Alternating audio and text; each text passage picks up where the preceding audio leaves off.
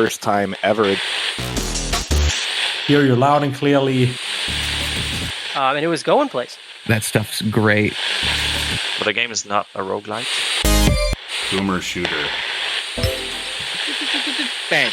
Hello, this is John St. John, and you're listening to KWEP in the Keep, bringing you all the hits from the finest in the world of gaming and entertainment. Now sit back and relax as the drowned god Cthulhu lulls your mind with the tastiest talk in town. Welcome to another chapter of In the Keep podcast. I'm your very own prophet of the drowned god, TheMotherload. The Keep is a collective of gaming enthusiasts compelled by the drowned god Cthulhu to frag and jib one another into oblivion for all eternity.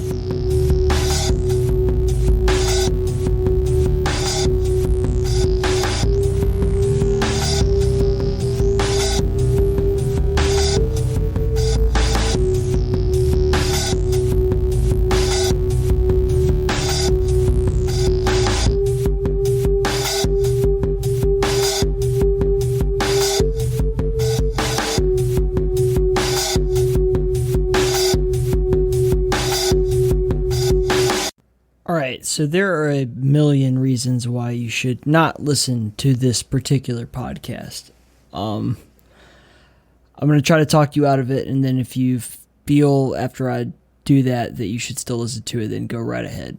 This was, for me, an amazing experience. I traveled home to Alabama to minister. I'm an ordained minister, crazily enough, and I went home to be the minister for my best friend, childhood best friend, Jacob's wedding. And it was just the most beautiful and soulfully amazing experience. I've never done anything like it in my life, and I would do it again a million times over. I want to say, first of all, congratulations to Jacob and to Ashley for their union and for, tackling life together. It's going to be a journey, and I love you both. But the point is that this was recorded at Jacob's bachelor party. So we got a room in Biloxi, Mississippi at the Hard Rock Casino Hotel. We threw the fuck down. Jacob won a shitload of money at the casino. We had lots of drinks, smoked some big cigars, had a great dinner. It was just so cool. And at the end of the night, we all decided to sit down and record a podcast. Now, you'll notice, there are people who introduce themselves. This is me, my best friend growing up, Jakob Weaver, my best friend also growing up, Dylan Deeg, and then Jacob's brother-in-law. His name is also Jacob, and you'll catch on, Jacob Adams. And then we also have our friend Tristan, who falls asleep in the first 10 minutes. But it's just, we had a great fucking time. And this is us in a hotel room, hammered, just shooting the shit. And we talk about a lot of, relevant and irrelevant things to this podcast. So, again, I say, if this turns you off, don't listen to it. It's not the best audio recording in the world. I had my Blue Yeti with me. I turned it on. There's fucking, 4 people talking in a hotel room. AC kicks on every once in a while. I didn't even try to edit that out. There's, I did some light editing, but it's not anything too invasive to the conversation. But this is me, as a podcaster. Hey, I'm the Motherload, but I'm also Ty. I'm a fucking dude from Mobile, Alabama.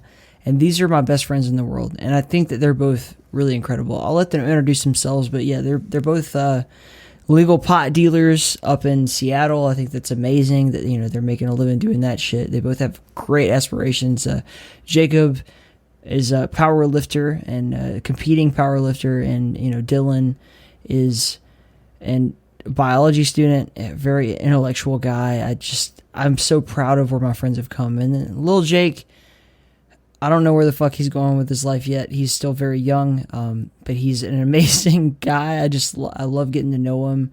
And also, he's got a badass fucking stupid little car that he's been souping up for a while, and I had a great time just looking at his ridiculous ass modifications to his car, man. It's not a world I'm into, but gotta love that kid. And I'm very proud, even though you might not want to dig this. This is definitely this is one of those podcasts that's for the fans. It's not for, I do podcasts with people like fucking Aubrey Hodges and John Romero and, like that kind of shit, even though I wasn't there for John Romero. You guys know that. But I do these amazing, amazing big name guests. And I do that really for the purpose. Like, not that I don't want to talk to those people. I definitely do. But, like, I want to create a platform where I can introduce the audience to people that really mean something to me personally. And I can't think of anyone more personal other than if I had Mrs. Motherload on, which I doubt will ever happen, but maybe she'll agree to it one day.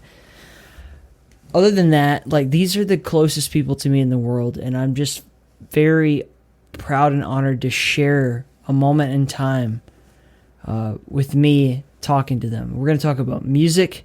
We're going to talk about video games. We're going to talk about wrestling.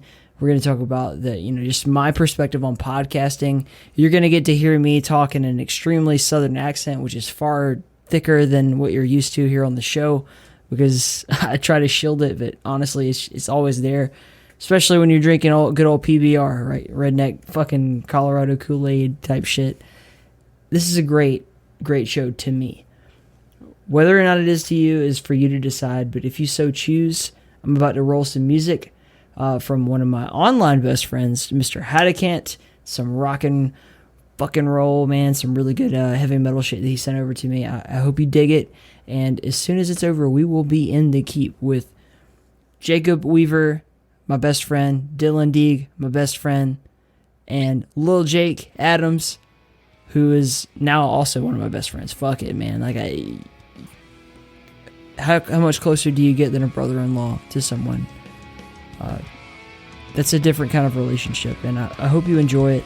If you do, let me know. I would really like to do more stuff like this in the future with my friends.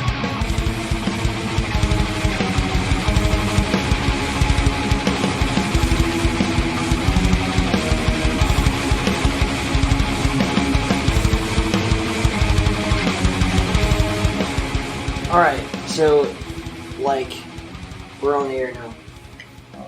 Can I give you an idea for your vows, Jake? welcome to the podcast, everybody. Yeah, go for it. Alright, verbatim, this is what you do. You take that acoustic guitar I had, right? Drop D. Hand forward. You go, I love you, bitch. I ain't never gonna stop loving you. Verbatim. Bitch. Tristan, I wrote this 10 minutes ago, right? Yeah. I love you, bitch. I ain't ever gonna stop loving you, bitch. Wop, wop, wop, wop. Right. Wop, wop, wop. He sounds so menacing when he says it. I sound like an evil Pac-Man. Wop, wop, wop, wop, wop. So it's a rare occasion that I get really intimate with my personal life and shit on the podcast, but given the circumstances, I am going to now share with you my best friends from childhood. So this is a show with me and my friends Jakob and Dylan, and we're also joined by Jacob's brother-in-law-to-be, Jake. And it looks like Tristan's just walked into the room. He's going to make a lot of noise as he sits down on the bed. I'll try to edit that out as best I can. And so the deal is right now that this is a bachelor party, of which we have all been gambling in Biloxi, Mississippi, all night long. And Jacob won $3,600. $100. Okay. And all the rest of us fucking lost a shitload of money. Right? Oh, God, yeah. Okay. I lost a little bit of money. So, actually, best way to do this is to have a round table where everybody says their name so people know what your voice sounds like. And the microphone will pick it up. My name is Jacob. I am the Riesling for said bachelor party. They call me Abernathy Jones. That's Tristan. Jake, soon-to-be brother-in-law. I'm Dylan. I'm a friend of Jacob's. You're my best man, Dylan. Oh, thank you. And I will be ministering the ceremony. Minister. Such a flattering title. I know. It sounds dope. Yeah, That's why I like did that it. versus Maid of Honor. Best man's like sounds like it's so You're much talking more about honor. his title, not your title. I mean, they both sound dope. What's yours? The minister. Minister. He's the What's yours? he's the officiant. The thing is, like, I don't know, like, ministering is, like, really fucking easy to do, apparently, in America. Like, I talk to people in Europe and shit, and it's, you know, they have to go through a whole thing. But here we have this, you know, First Amendment right to free speech and freedom of press and freedom of religion and all that, which just entitles you completely to, like, do whatever the fuck you want as far as religion goes. So, you can just start, Logically, you could just start your own church, and or whatever. It doesn't matter. it seems like you need to start a church at all. You don't have to. I mean, you could just be a minister of whatever you want. This has to be of something. You have to give them something. You don't have to give them shit. Oh. You just go through, like, the Universal Life Church is what I got it through, and like anybody could just go on the internet. And I'm sorry, Father Tristan over here, and myself. No, you just go on the internet. Tristan and everything. What? What? I'm not asking you to Where's your prove it in any way. I'm just saying like you need to like write I got a something down. certificate at the house. Yeah, you I do got have it to when write you down were your name gonna and marry shit. Oh yeah, but I'm Ashley. saying like you have to write down. Ty has the like name of an your official like thing you're card, like Yeah, a because he paid $30. Yeah, you just pay an extra little fee and you get that for that shit. You get the thing. I got the printout. But anyway, we're also celebrating 10 years of friendship for a decade in the books. because we all became friends in like what 2010 area. Yeah, that's yes from me. It is true. 2020 now. Not old Abernathy Jones. All right, when did Tristan come around? Tristan came around probably 4-ish years ago. So between 3 and 5 years ago. Okay. I couldn't tell you exactly when. It was about the time y'all moved out of town is about when me and Tristan started hanging out regularly. Just to be clear, we've all had lots of drinks and smoked cigars and had a big time tonight. So if Jacob sounds a little drunk, that's because he is. Both my feet are Just a little.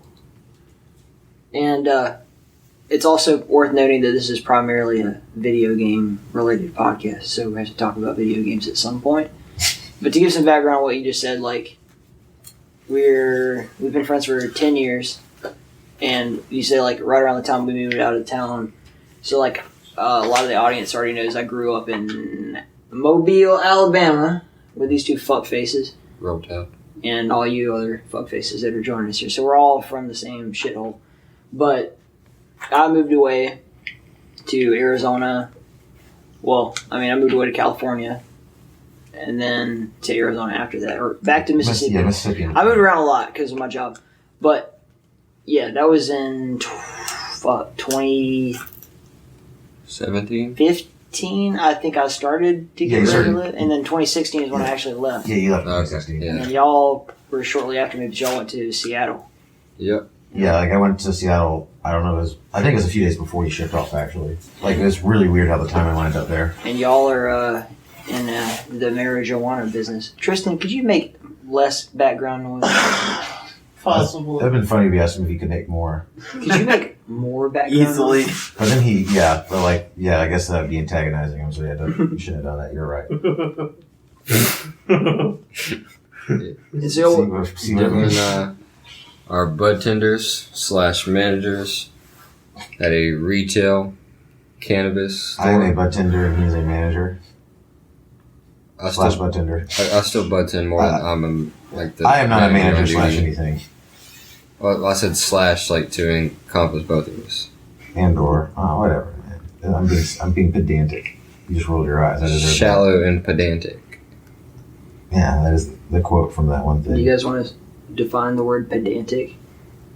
Fuck you, Ty. I was just curious. I don't know what it means. Oh, I'll find out really quick. So Doug Duck Goofoo coming on right now. Goof. I appreciate the effort. Gofoo? Gofu. Is that the word? Okay. So, Gofu. Hashtag not a sponsor. Jacob, what's the YouTube situation? You're All doing what, Fortnite and workout shit or what? Like I'm not doing any YouTubing, anything. What's the deal? You had a sponsor. I am technically a sponsored athlete, yeah. But all they require from me, 2 posts a month on Instagram with certain hashtags. I guess the idea is people search on Instagram to look up their stuff. But I have 7 followers on Instagram. So the threshold to become a sponsored athlete is incredibly low. Lower or higher than an ordained minister in America. I suppose slightly higher. Because you have to have an Instagram account, I guess. You have to have an Instagram account and at minimal make 2 posts a month. Like it's lower than like to become an employee at Walmart. Yeah, and I guess also to be clear, like they don't send me money; they just send me free product. And they just hire fucking email in there. Like they send me like once a month, they send me a box with like protein and just various supplements and swag. So it's like bodybuilding stuff, or more power. I mean, I suppose you could use their supplements to do anything you please. You know, in the realm of gyming, I am doing more powerlifting than bodybuilding. I don't care to look like Arnold Schwarzenegger. I just want to be as strong as Arnold Schwarzenegger. Okay. That's right. WBF. That's also, I mean, in the world of powerlifting, Arnold Schwarzenegger does not rank very high. No, he's definitely a bodybuilder. He trained for aesthetics, mm-hmm. whereas I'm training for strength and less about what my physical body looks like. Clearly. Fuck you. I'm just kidding. No, you've like transformed since the last time I saw you. It's quite impressive. How much weight did you lose? If you don't mind divulging. Well, I've definitely put on a handful of pounds over this past week. All right, this week notwithstanding. This week notwithstanding, I've lost between 100 and 110 pounds. Okay, so it is possible. So all you fucking geeks out there who can't get off your ass and go to the gym. Get off your ass and go to the... You don't even got to go to the gym. Get off your ass and go for a 30-minute walk a day. And it's so much more what you do in the kitchen than anything. Diet is... I think the cliche is, the diet's 80% and the gym's 20%. It's true, though. Like, especially people who are like where I was, severely obese. Like, you can lose a significant amount of weight by just start eating healthy. And, try all the keto diet, try the OMAD, intermittent fat, whatever bullshit you want to. Eat less calories than you burn in a day, and you'll lose weight. Or inherit truly remarkable metabolism. Yeah, or be like Ty and Dylan and just have fantastic metabolisms. I don't think it's like, for me anyway, I don't think I have like some kind of fantastic metabolism. Like I literally just run my ass off. Now, but you did not. When I was a kid, like back when we were all teenagers, I just fucking starved myself. I just didn't eat, Okay. I was insane. Dylan had a horrific diet for a long time and stayed very skinny. Yeah, but Dylan would eat. And let's be fair here. It's still not good. It's better. He would eat It's much better. He's like one of those fucking dudes that would. No offense, Dylan. My dad. You were just not. Food was not like a priority for you. It seemed like you were just kind of like food was like a necessity that you had to include every once in a while. So. That's not a bad way of putting it. And I guess the big thing was just because of that element, I was very picky because it had to be something I liked. I wasn't able to compromise on that a lot of the time, and I just had a really hard time with certain foods, like cabbage. I literally could not eat without gagging. I tried so hard. Dylan had a total of 5 food. He would rotate between. The amount of Tyson chicken and pizza rolls that we put down. Yeah. and there's Bob Evans, mashed potatoes. I eventually moved on to country crock. I've got a legitimate. Yeah, that's a lot better. question. Still not still not good. Yeah, still not good. It's It's still much better to make your own, which I just don't have the patience for peeling all those potatoes, man. My mom told me to take like 5-10 minutes to push under. Hold on, one at a time. I'm not saying I know the entire history of the sport and know number everything one in the about it. list, top 10 of all time. Wait, so who's the number? Ed Apparently, Cohen. Ed Cohen is the Cohen, top he powerlifter of all he time. was Well, a what is powerlifter his in the total 60s. number? He set 71 world records in powerlifting and is the lightest person to cross the 2,400 pound barrier. Okay, so what that means when they refer to 2,400 pound barrier is his 1 rep max of squat, bench, and deadlift. You combine those 3 numbers, and it allegedly breaks 2,400 pounds in total, which is incredibly impressive. Yeah, it's like a car. All right, so Mark Henry is considered like the 3rd best power lifter. I think his record got broke by another kid from Texas because he was like the Texas. Mark Henry is truly a strong dude. I But forgot about All that. right, I mean, so There's that one time you pulled an 18. so Mark Henry and Ed Cohen like fucking 20 start years after. jerking off. Who comes first? I don't know. Mark's got some beef on him, bro. I mean, Mark's a big I dude. feel like Mark gets a lot of. I wonder if someone like Mark, if it's like an effort to not like accidentally crush it. Yeah. Like, you can't have like that fucking vice grip.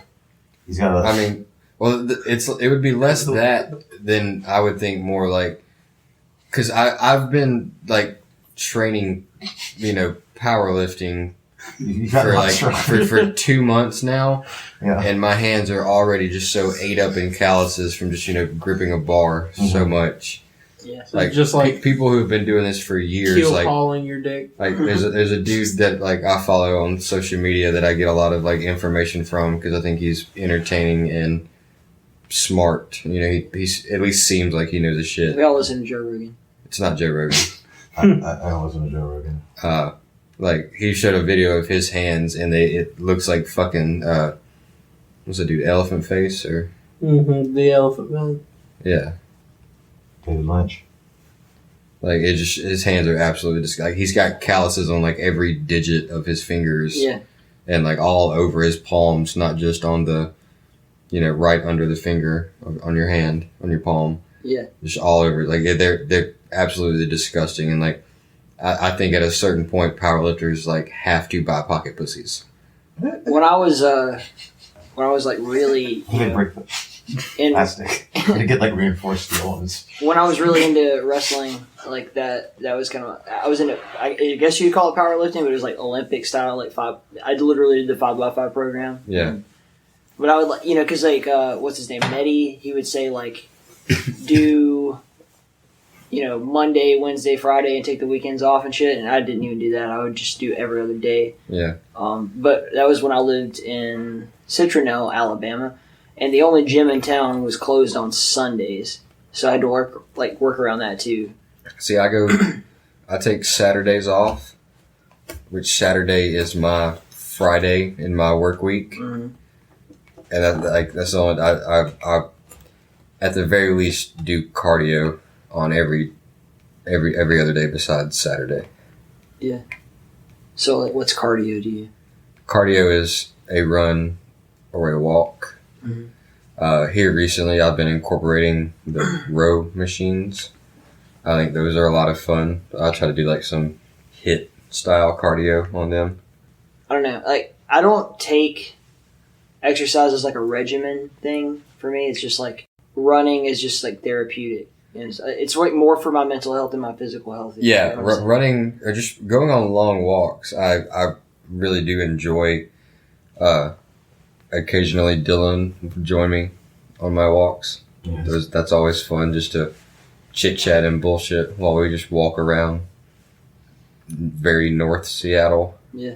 Because we also do this in the middle of the night because we don't get off work until midnight Seattle time. So it's often like between 1 and 2 a.m. we're doing these walks, and it's a good time. So, Yeah, for me, it's like if I don't run, like, I mean, minimum, like my minimum is like 2 miles. Yeah. Like sometimes it's 3, sometimes it's 5 if I just like really feel like pushing it that day. Usually it's really weird. Like when I feel my shittiest about myself is when I do the most work. 100%. Yeah, like, and it's not like it's not like a cognizant thing. It's like, all right, I stayed up all last night drinking, and I ate a fucking double Whopper or some shit like that, and I don't even think about it the next day. I go out there and I'm like, fuck, I can't even do like maybe a half a mile a day. Like I don't know, I don't have it in me. And then I'll get like to that point, and then I'll just usually for some reason it just a switch hits in my head, and I'm like, no, keep going. Yeah. And I ended up like burning it off. So like, I don't think I have some kind of crazy metabolism like genetically. I mean, look at my family. Like, I mean, not everybody in your family's that big. I mean, I love you all. Mama, Papa, Mama, Papa, everybody. But I come from a juicy stock. We thick, you know. And Yeah. I really think it really comes down to, like, for me, like you mentioned earlier, like intermittent fasting. I don't really do that in a super strict way. Yeah. But generally speaking, I just, you know, all right, whenever it was my last beer or, you know, for the last time I ate or whatever it is that happens to be, I will generally like give 12 to 14 hours before I have my next meal. I mean, the entire point of intermittent fasting is it limits the window of which you can consume calories, thus making it really easy to eat less calories. I mean, my understanding of the human body literally is just whatever Joe Rogan said last week. Yeah. And I'm not saying like I take that biblically or anything, but that's where I get most of my information, is a lot of people of our generation. I don't listen to a whole lot of Joe Rogan, but like what I have listened to, he at least seems like he knows what he's talking about in that regard. I mean, he is. What I admire about Joe Rogan is it's not like I think he's like some kind of fucking saint or anything. It's just that he's had the opportunity to, you know, have conversations with a lot of people. Yeah. And so his access to information is greater. So, like, you know, one week he'll have fucking Alex Jones on, and then like another week he'll have, you know, Dr. Rhonda Patrick was a really big featured guest on the show a lot. And the diversity, if you, like for me, some people just like listen to, oh yeah, I listened to the one with, what's that fucking, some bodybuilder, it doesn't matter who it is, that kind of shit. Like, they'll just listen to like whatever interests them. But I'm like a pretty legit, like I listen to a lot of his shit. And so like over time, I've kind of gotten the middle ground. And so you don't take everything for granted, for granted. Like, this is exactly what it's supposed to be, that kind of thing. Kind of off topic. It was really shocking to me, like how many bodybuilders, or just, you know, anybody in this world, like it was just shocking, like how common steroid or other performance enhancing drugs, like how common the usage of those is. I mean, are. If you want to look like some of these guys look, it's like the Lance Armstrong thing. Yeah. It's like you want to compete, you kind of have to. Like everyone's doing it, kind of thing. I mean, I obviously knew, you know, like most like people in like the WWE or, you know, what, you know, that kind of stuff. Like obviously, most of them, you know, use some sort of PED. Mm-hmm.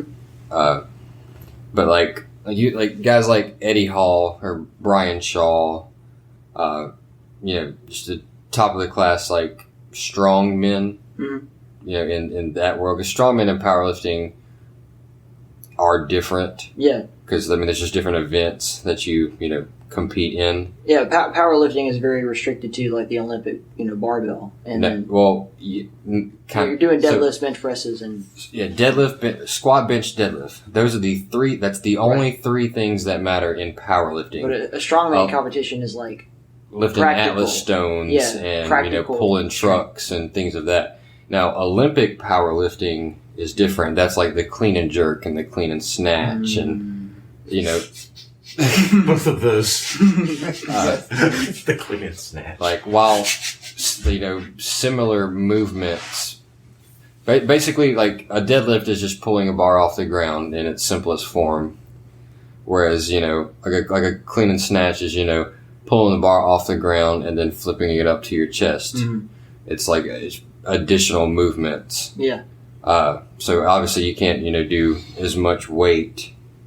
It's just different exercises. I mean, essentially it's different movements. Yeah. I at least as of right now, don't do any of that.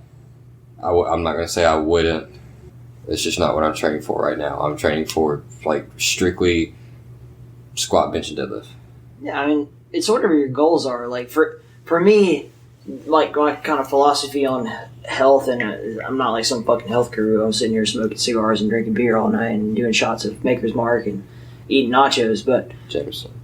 Well, we did Maker's Mark at dinner. We did do Maker's Mark. We'll get around to that later. But my philosophy on like health is more like in terms of strength building or just whatever exercise you do.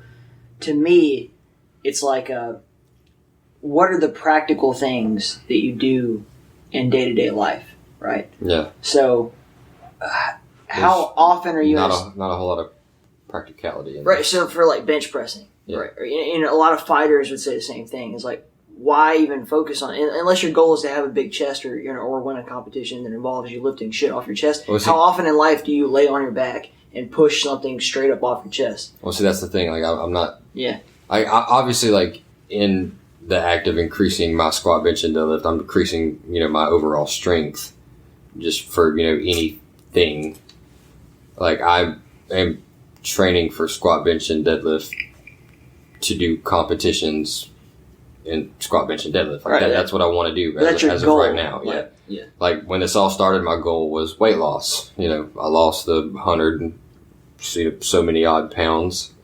I did that, and I feel like in my previous attempts to lose weight, when I've lost 40 and 60 pounds, whatever at different points in my life, like I would do that and be like, all right, cool, I did it. And then I would just go back to eating shitty and, quit working out. It would, it would go from every day to just a handful of days a week to just 2 days a week. And then I eventually just wouldn't be doing it anymore.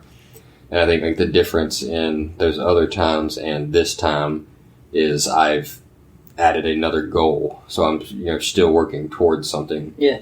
And while I, still want to lose, a little more weight, or at least a little more body fat, I'm fine being, at 195. Just having a new goal, and I think, like, I've signed up for my first competitions in February of 2021. I think just working towards a new goal, and just say I go to this competition in February, and I compete, I place whatever irrelevant, and it turns out it's not. I don't like the actual competition side of it.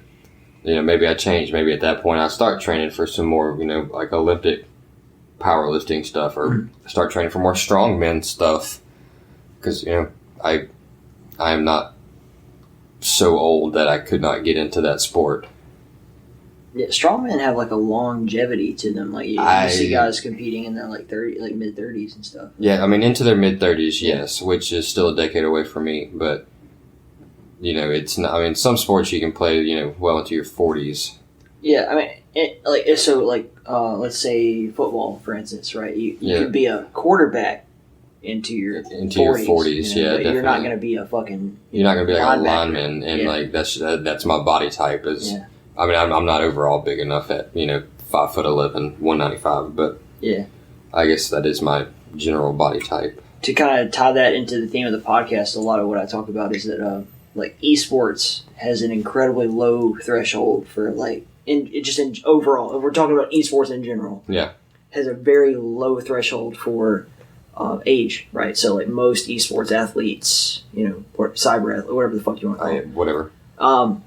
The 20s, and yeah, I mean that's just like, yeah, I feel like just in your 20s is like the age where you grew up playing video games, and it's just more a part of your life than other people. I mean that's part of it, but I also think it's got just from what I've understood from talking to different people, has a lot to do with dexterity and reaction time, and that's at your for men anyway. That's I guess your 20s would be that makes sense. 16, 17 to 27 in that area. But So like in Quake and the faster paced games, you would think that reaction time would be so much more important, but it's actually, from what I understand, I like to talk to people like Devastation, talk to people like Machiavelli. Like these guys will tell you that. I think Cygib was another one that told me the same thing.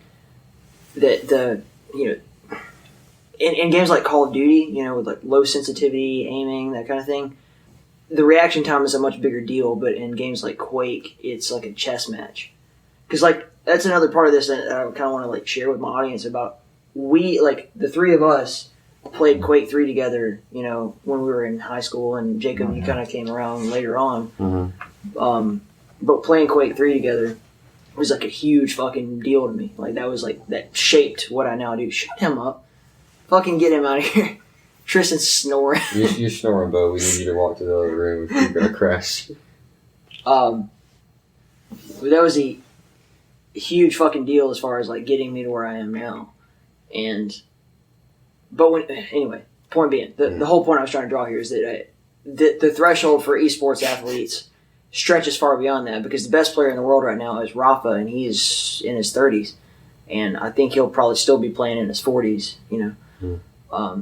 But strictly because he's not the best aimer, he's not the quickest reaction time. Statistically, there's no reason why he's the best player. Right. It all comes down to he's got the mental game down, and he can play a better round than anyone else. So I think in a lot of the games, especially like battle royale shooter games, that are what is, I guess, from an outsider's perspective of the gaming world, what is the more popular games. Like I feel like just the strategy aspect of it is incredibly important. Like when to go where and when to not to, and things like that. I had a guest on the show recently from Zen Sports, their sports betting company, but one of the guys, he's like their general manager of their esports division, because they do actual sports too.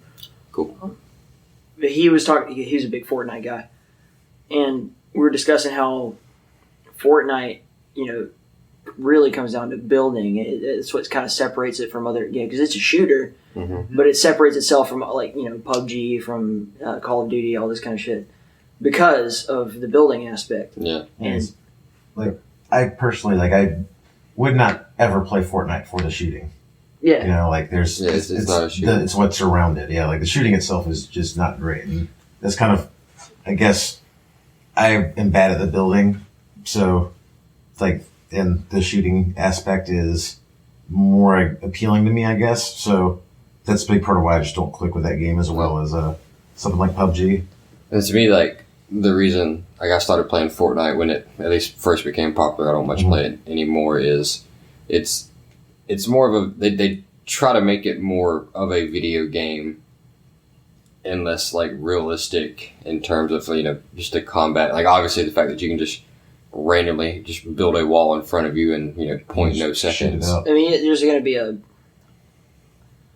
what do you call it? I like my video games to be video games and not like a simulation of reality. Oh, yeah. I would agree with that, but I feel like there's a huge gulf in between those two things. Like there's a suspension of disbelief in all video games. Yeah, even like a actual simulation game. You take a game like Call of Duty, seems to be what's really popular right now. Yeah.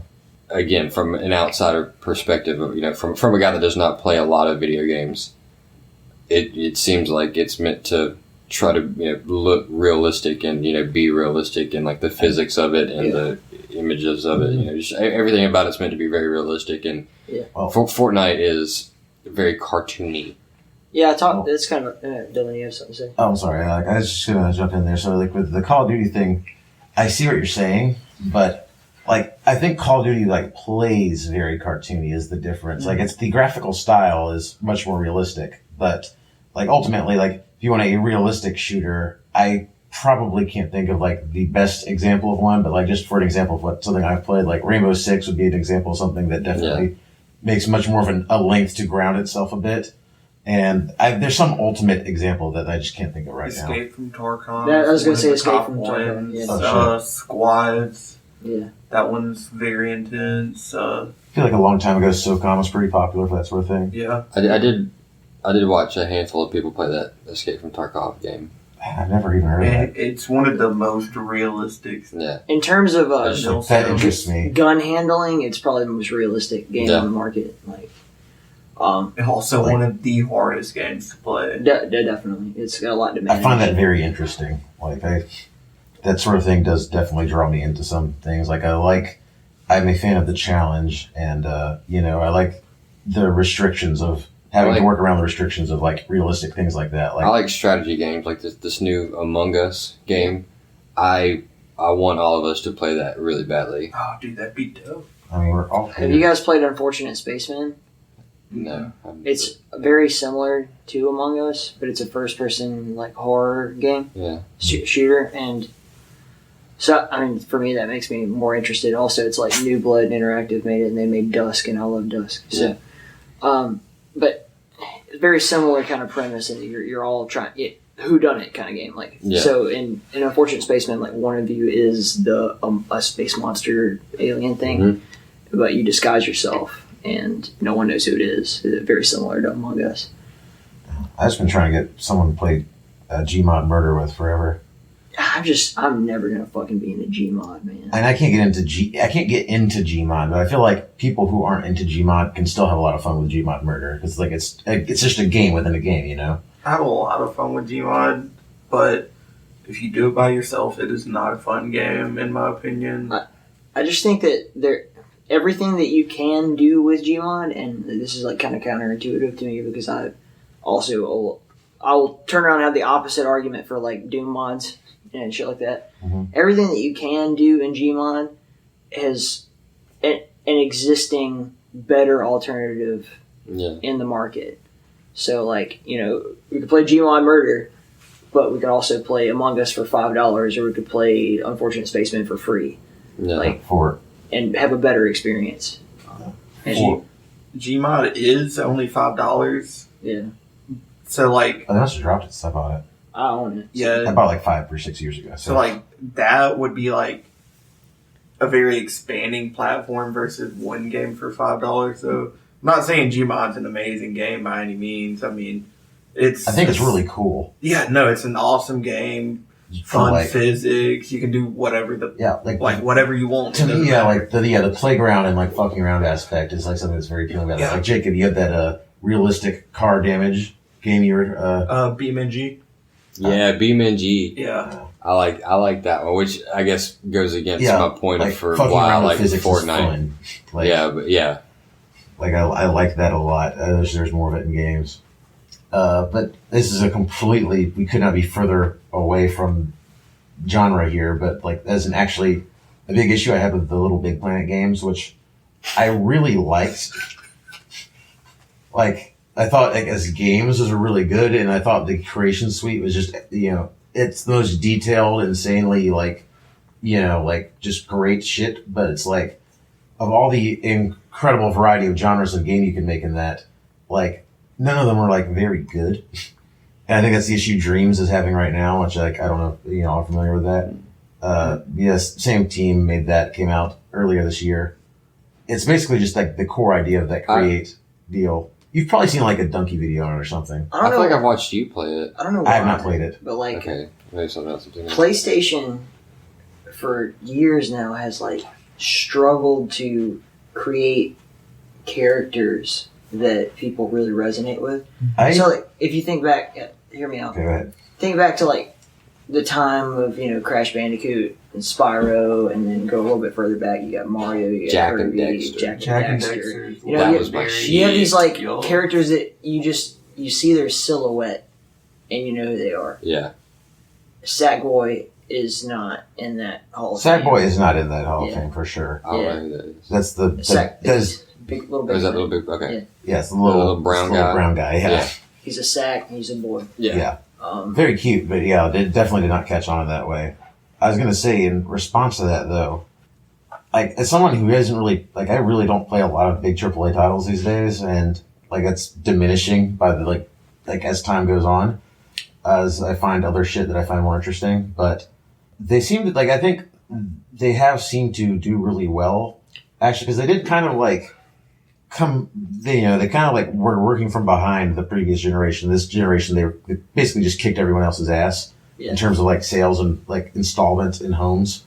And I think the big major attributing factor to that, because it's not like they have some crazy great hardware or anything, but it's just the amount of major AAA titles that are resonating with people. And most of them are like story-driven games with like, I haven't even played a lot of them. Like say the God of War, most recent God of War game was apparently like great. Like I've heard that from people who I trust a lot. And like, Horizon Zero Dawn, a lot of people seem to really like. And like these characters don't mean much to me because I haven't actually played the games. And I'd say that's probably true for everyone in this room.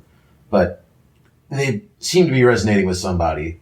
Like Kratos, I think, is at least fairly iconic, but like he's also like 15 or so years old. For the Realms Deep conference that I was part of, I got to interview Chuck Jones. I was going to say not Warner Brothers Chuck Jones, but he did in fact work at Warner Brothers at one point in his career. But so he created like Duke Nukem characters. He literally created G-Man and Gordon Freeman for Half-Life. Oh wow! And that's big. It's impressive.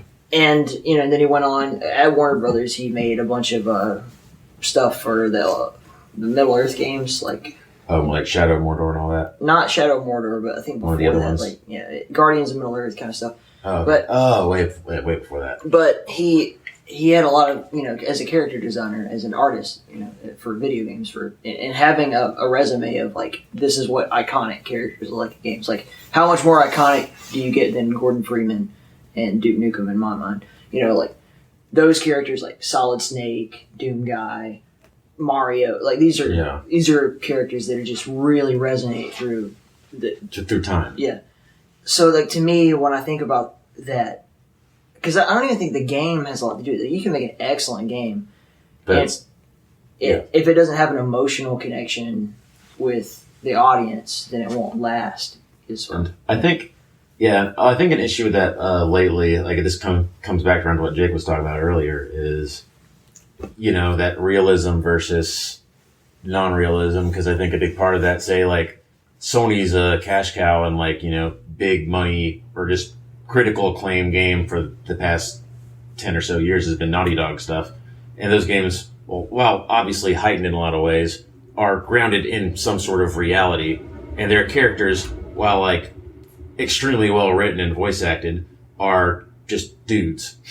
Like from the outside, if you play through the game and like you follow the story, you get invested, then that's one thing. But like if you just jump in this game or you're more of a casual approach to it kind of person, like you don't know who Nathan Drake is. Like he's just that dude. I think verbatim something. I'm not sure who I said this to, but I was like, show me a picture of Crash Bandicoot, show me a picture of Mario, show me a picture of Mega Man, show me a picture of any of these characters. Mm-hmm. Show me a picture of Nathan Drake. I guarantee you, people could be like, I don't know, it's just some guy. Who's that little character? Just a head with like a suction cup thing for a mouth. Oh, that's like Hubert. Yeah. Hubert, yeah. Hubert was a really fun game. I mean, at the time, Bomberman. Yeah. Bomberman was. Bomberman.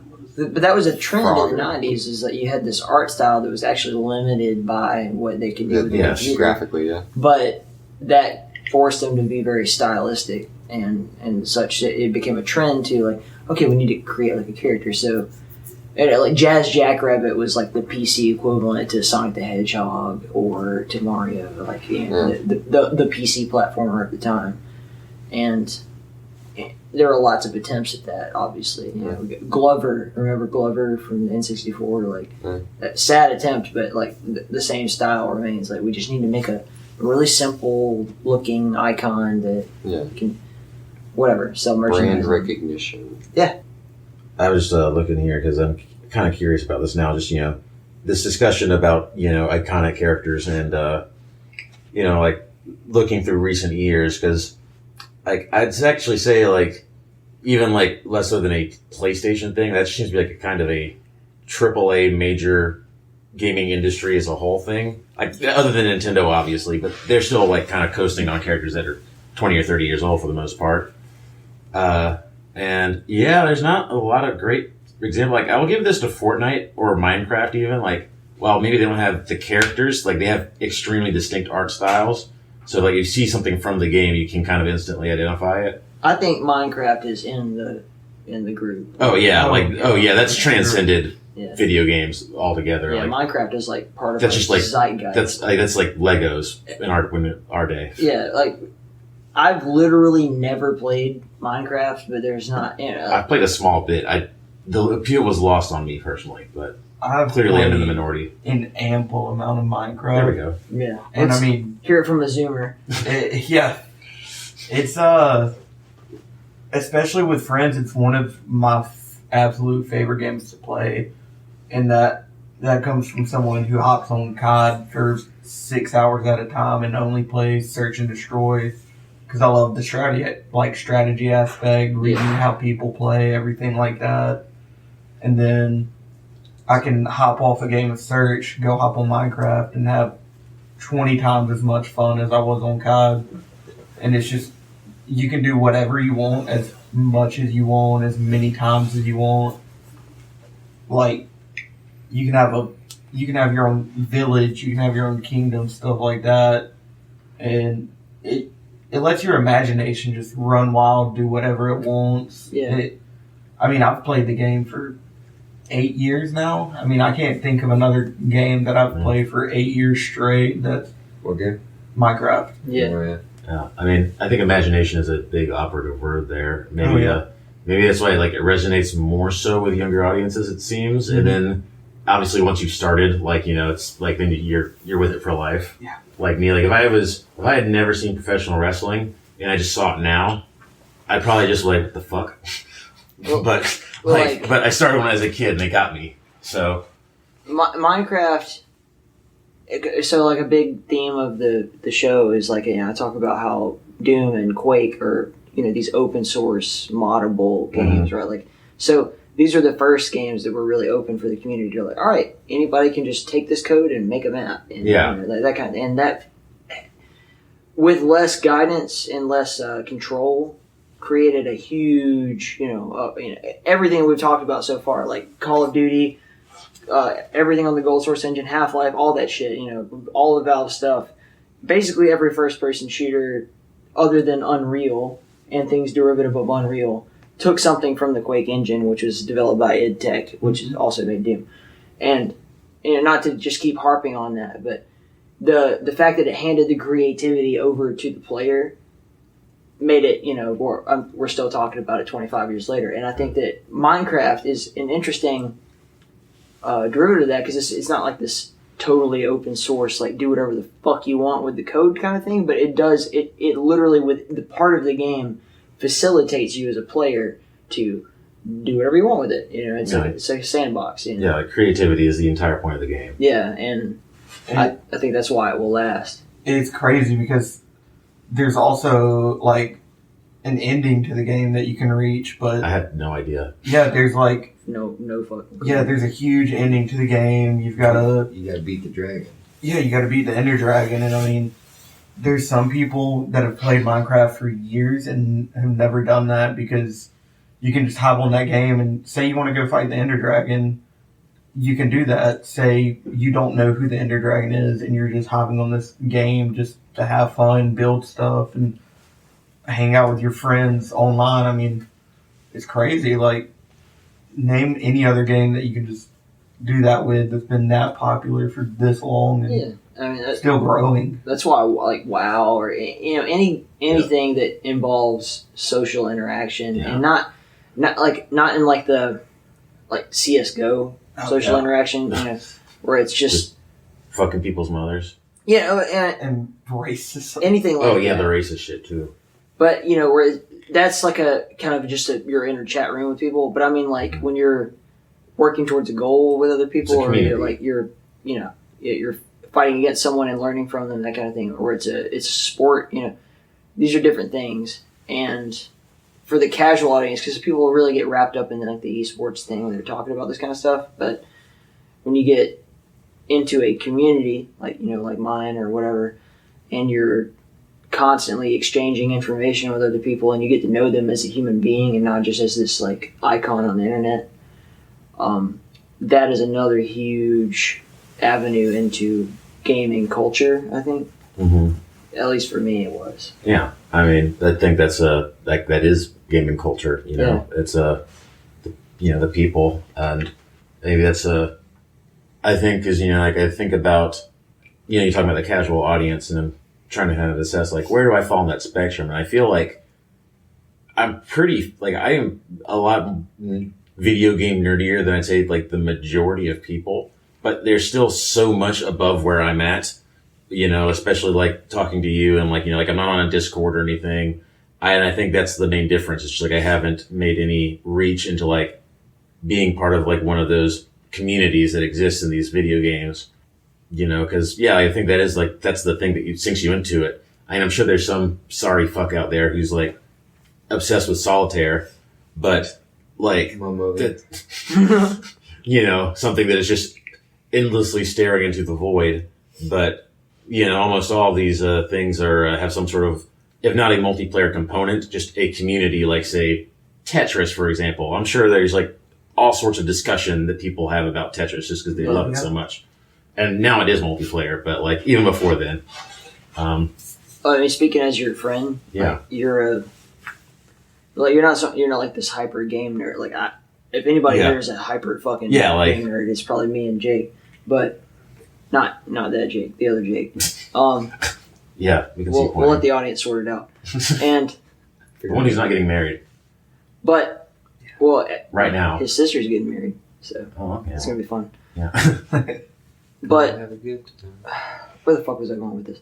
I don't remember. But you're someone that I, as a friend, like kind of put you on a pedestal of like you're the most hyper analytical person I actually know. And you're the only person I know that keeps a running list of just their favorite everything.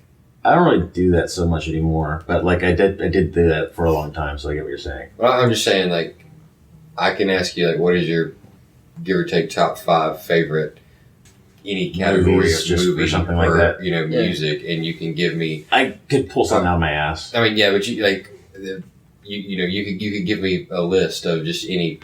Yeah, like I have to think about it a bit, but yeah, like I could. Like, and there's just no way I could do. Like, I can't give you a top 5 favorite band list. It would torture me because like I know that there would be something I'm missing off the top of my head. Yeah. And the only way to fix that would be like to go into a deep dive, which I have done.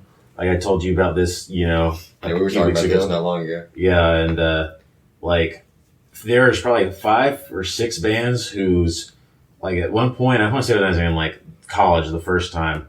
I actually went through and ranked all of their songs, like from like, just all of them, the entire discography. And like with some of these bands, like say 9 Inch Nails is probably the most prolific one. That's like upwards of like 100 songs. Yeah. And you think about ranking those one after another, like it's just a really stupidly just thing to do. Like it's such a time consuming task for no reason. And you take like one of my like Nirvana, who just not have a very extensive, catalog. 3 records. Yeah. Like there's no way I could, there's no way I would ever sit down to attempt that, much less like be successful at it. Now like off of the top of my head right now, I could probably sort through in utero and get like a top to bottom thing going. Now I couldn't for the other records because I don't know them as well. Yeah, I mean, I could tell you like my favorite song from, each record, but I couldn't give you like the full, like list, like, this one is 1 and this one is 11, Yeah, like I wouldn't, again, like this wouldn't be something I just have on cue, but like I could figure that out relatively quickly because like it's 11 songs. I know them all very well and how much I like each one. So, not talk, just make this about me, but. No, the point is that you're someone who is gifted in being like hyper analytical of everything you do. So when you say you kind of introduced this segment of the conversation by saying like that you're not like super into the gaming thing, or you're like I feel like I am, but also I'm not. It's a weird thing. But you're not like in it all the way. Yeah. But your ability to look at what you see and analyze it is. I latch on to things, I guess. Yeah. Like say for example, and that's like. And it's been kind of taking me on a journey, because like you want to start out and, with 10-year-old or so Dylan getting his first PlayStation 10 years after it came out, because like I was not really raised on video games up until until that age when my parents were divorced, and they really needed to impress me and like give me something to do when my single mother was at work, and that was so like we're talking Cabela's and yes, in the South, Cabela's is extremely popular for Cabela's Big Game Hunter is one of the best fucking games on the Wii. Bro, I don't play the Wii version. I was at Aunt Brandy's house. I had the Wii blaster. That thing fucking latched on there. I'm perched up, lights off, right? Yeah. Perched up on top of the couch, like on the back of the couch, and I'm hunting this fucking bear down. Like it's gonna die. The bear scared the shit out of me. Yeah, I remember I took this one. Like the warthogs too. I took this one lady to the movie theater. Oh wait, I just opened up a Pabst Blue Ribbon. Jacob, you drew 8 of diamonds. Dude, I still have the last Pabst Blue Ribbon you handed me. Well, you better drink it. What? Dylan, you want one? Sure. All right, so what you got? Yeah, but I took. All right, you lost. Okay. Five of spades there. Enjoy. Yeah, I took this one girl to the movie theater. We had maybe 15 minutes to go before the movie started. Yeah. So I hopped on the Cabela arcade game, Yeah, I remember that. And I wound up getting so into it that she left me and went into the movie theater, and she had the tickets. And I didn't have the cash to get another or anything. Yeah. So I wound up just leaving her at the movie theater. All right, little Jake got a jack, so he went. Fuck you, Lil Jake. Start a rap career. So yeah, like we're talking Cabela's and like the Atlantis, the Lost Empire video game. That's a licensed shit. Oh man. Eventually, Tony Hawk, which has come back to us in a big way. Me and Jacob. I have been playing a shit ton of the remake of the Tony Hawk. Tony Hawk Pro Skater 2 is the reason why I got into heavy music. You have not played the remake, have you? No, I've not touched it's it. terrific. You really ought to. Yeah. Okay. I just need the new skate game. There's a new skate game? I think they announced it. Yeah. There's they announced Skate 4. There's also Skater X. On the PlayStation? Skater XL Obviously. is really big Fuck Tony Hawk. on the PC. I'm sorry, what were you just saying? Anyway. Oh yeah, the modded Underground 2. Is that what you're talking about? No, I mean the first time I ever played Underground 2 was on PlayStation 1. Okay, I'm sorry, I just didn't hear what you said. No, that was the reason why I got into heavy music. Legitimately, that's the first time I heard the AC/DC and the Ramones and that. You know what got me into heavy music? ATV Unleashed. Yeah. ATV Off-Road Fury 2. First time I heard Alice in Chains, Primus. Which ATV had Godsmack. It was Headstrong by Trap. That was. I get that's not a great example. I know. It's a Just, song, that's the one. I think it's Off Road. I think it's ATV Off-Road 2. Off-Road Fury 2 had a killer soundtrack. Face down in the... So yeah, I could not tell any of these games apart. Had Jerry Was a Race Car Driver was on that soundtrack. Them Bones was on that soundtrack. Them Bones? Yeah. That's not even the main Alice in Chains song. That's a good cut. I love this. That's a great song. It was on Guitar Hero. Yeah, it was on Guitar Hero. Yeah. Guitar Hero turned me on to a lot of music, especially Guitar Hero 3. I was already on that tangent when Guitar Hero came out. Yeah. So I remember that may not be completely accurate. Because I remember when I was in kindergarten, my dad used to take me to school every day, and we'd either listen to the first Linkin Park album. No, your dad has the most eclectic taste. You're right. In music of any Southern man has any right to be, and especially as proper a Southern man as he is. We would go back and forth between that first Linkin Park album, and then one day we'd listen to whatever Chili Pepper album. Yeah. That he just had in his truck, and then we'd one day we'd be listening to some, what was it, James Johnson? James Taylor. No, I mean Jamie Johnston. No. Bubbly Toes. Jamie Johnson. Bubbly Toes. No, it's not. It's something John. Fuck. Who cares? Janis Joplin? No. Jim Johnston. The Banana Pancakes guy. Yeah, right? Banana Pancakes guy. Somebody in the fucking audience will say something. It's James Johnson. It's something. No, it's a a JJ name. Yeah. Help us out. But yeah, that was one day. But anyway, the point I was trying to arrive at is probably listening to that Linkin Park album and like the Red Hot Chili Peppers is what turned me on to that. And then, come like 3rd or 4th grade, when like it's, or at least for me, like that's when it seemed like I started like forming my own opinions and, like getting into things, that I really seemed to, have a feelings for. I started like going through like all of, like my dad's CDs and that's a range. Like, we're talking like Hank Williams Sr. No, I know. To, I've been through that CD collection. Neil Diamond to Eminem's Curtain Call. To, like, Houdini is somewhere hidden in there. Yeah, probably. Jimmy Buffett. My dad's a really big Jimmy Buffett head. Like. That tracks. But it's very strange. But it's crazy because, like, you'll have, like, all of these, and then, like, you'll randomly find, like, that solo project Eddie Vedder did in the early 2000s is in there, So for all you, like, Southern people out there listening to this, Jake's dad is like a Guy Harvey shirt, blue-collared, HVAC man. Yeah, he's an HVAC technician and, like, self-employed guy. But like just this wide breadth of music that was like fucking retarded. Didn't he have like a Wu-Tang record laying around? Yeah, he did. He had a In the Chamber. I remember that throwing me off because he didn't seem like the type. It's fucking weird. Yeah, it's crazy. Yeah. But like he got crazy. Like when the song "Crazy" by Gnarls Barkley came out, that made me crazy. Yeah. Jesus Christ, how many times did I hear that song? Mama Motherload got me into like her favorite bands of all time are Def Leppard and Motley Crue. Mm-hmm. And I mean, look at my mama.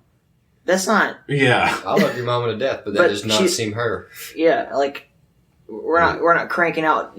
I remember for Mother's Day one year, me and Keelan went to the flea market and bought her. Keelan's my little brother. For anybody listening, I don't think I've ever mentioned that before, but we bought her "Shout at the Devil." Yeah. Which is a black record with a black pentagram on it. And gave that to my mom. Yeah. And look at my mom. I love your mom. She loved it. See your mom while you're in town. Well, we will. She's coming to the wedding. Is she really? Yeah. Good. That's awesome. Yeah. She better.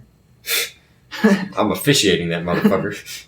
Yeah, I get that with my mom sometimes too. Like she'll really throw me off with some of like the shit that she listened to, like she's a fan of Portishead, which really surprised me. I was like, you don't seem that cool. You know a band my mom's really fond of that you wouldn't expect? Who's that? Meatloaf. I love Meatloaf, man. I'm not saying anything bad against about Meatloaf, but I wouldn't expect that from my mother. He was fun in Fight Club. Meatloaf is like, so he's one of those characters like Molly Hatchet, where his album covers defy his music. Like, you look at Bad Out of Hell, and you're thinking, like, Dio, right? Yeah. Like, and it's, will you love me? Will you love me forever? Do you need like that? Sleep on it. Yeah, like that kind of shit. It's like it's like opera, rock and roll kind of shit. Which is dope. Ain't that that's like a 10, 12 minute long song? I don't know if it's that long, but it's definitely it's very long. It's an operatic piece. It's very much like, segmented into pieces that tell a story. It's not like this verse, chorus, bridge, solo bullshit, that you get in a lot of stuff. Nothing wrong with that. I'm just saying, like, that's not what Meatloaf did. I very much enjoy those sorts of contrasts. Yeah. Like, I think during Faith No More's comeback, like, they basically, for all their live shows and promotional pictures, they just dressed like a gospel group. Like, they were like white, dashboard light. Just white, baggy shirts and. It's 5 minutes and 9 seconds long. Yes, I was way overstating that. It's all good. It feels like that long of a song. It definitely feels like a ride when you listen to it. But, Faith No More is another band like that. Yeah, and Faith No More is a band that like I didn't really get into or know much besides the one. Epic. I mean, you hear the name Faith No More, and that sounds like some shit I'm into, like Norwegian black metal. See, I didn't know much about. It sounds self-serious. Yeah, I didn't know much about them until I started hanging out with y'all. Like, y'all turned me on to like bands like them. Yeah, and like I wouldn't say they're the least self-serious band out there, but like in terms of like popular hard rock music, they're definitely up there. Like they, like they had the big hit. Epic was like a huge hit. And the But record. Epic was like in hip hop clubs. That's Yeah. what they were like cross genre with. And it was a really weirdly smooth, because Mike Patton, God bless him, is not a great rapper. One of the hands down best vocalists possibly in the entire world, but rapping isn't his suit. But look who he was competing with at the time, right? Yeah, exactly. It's 80s style hip hop, and then also it was just the way it was a much more seamless integration of hip hop into hard rock music than what we'd get later with nu metal, because it's just the band actually, the music really reflected those, When did Epic come out?